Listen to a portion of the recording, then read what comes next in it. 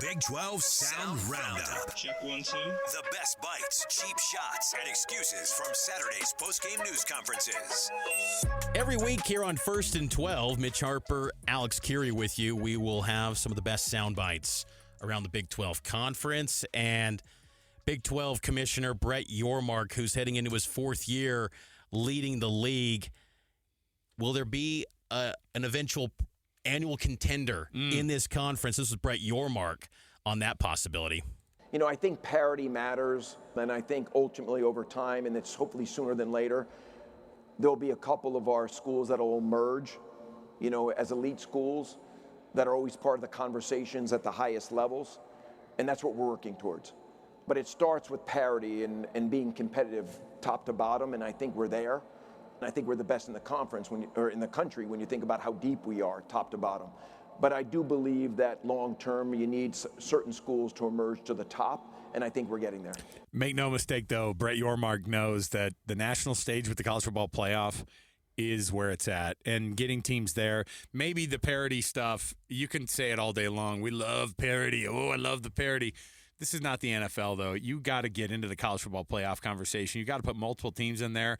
And with the adjustments that they've made in college football, with the college football playoff and with the new metrics, all they're doing is clearing more space for these SEC and Big Ten teams. You're now trying to put your elbows out in this 5+11 model that is likely going to be the future, and you cannot afford to just have these teams beating each other. You're not asking anybody to get worse, but what you're asking is, man, you actually do want a bell cow or two. You want those two teams that everybody fears that when they do line up across from an SEC team or a Big Ten team, it's sixes. I mean, think about Ohio State and Texas this weekend. People look at that game and they go, wow, that's a potential national championship matchup. That's the vibe and the feeling you've got to start having when you talk about what the Big 12 needs to be looked at. Nobody looks and goes, wow, top to bottom, you're talented. No one cares. Yeah. Greg Sankey likes it. He doesn't want a top to bottom. He wants to put 4 teams in the college football playoff every year. And Arizona State head coach Kenny Dillingham, he's going to be the guy that looks to send his team back to the college football playoff. They were there last year against those Texas Longhorns, almost got the win in the Peach Bowl. This is Dillingham on the preseason expectations for his Sun Devils. I'm not a voter, and I don't really care where people put us. Vote us first, vote us last, vote us in the middle. If we're so focused on other people's expectations of us, then you're going to limit yourself. Who knows? Are we supposed to win 6 games? Are we supposed to win 9 games? Are we supposed to go undefeated? Are we supposed to win 0? Who really knows? All I know is when we show up to work, we should be the very best version of ourselves. And if we compete in something, you better compete to win. And you better compete to be the very best version of yourself every day, over and over again, and you block out the noise. I got on Kenny Dillingham's kind of bad list. Not really. He's the nicest guy in the world.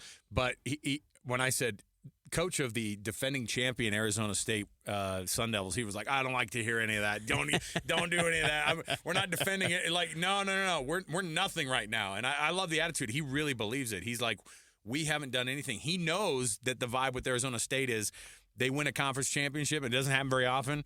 Or they have a really, really good team. They make a nice splash nationally, and then they fall right off the planet. And he's just like, I'm here to establish something that's going to last for a long time.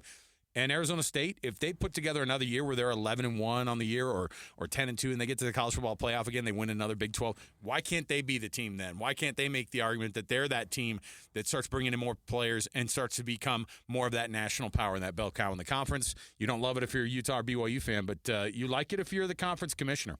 The vibes in West Texas are oil money, and it's a lot of oil money. Joey McGuire, head coach at Texas Tech, he's got big expectations for the Red Raiders entering the 2025 season. I know there's a lot of expectations on the team. We look at it as opportunities. Jack Richards, a good friend of mine, went to Texas Tech. Son played at Texas Tech, and he sent me that text. He says expectation or opportunity, it's all perspective. And we look at it and we have a great opportunity.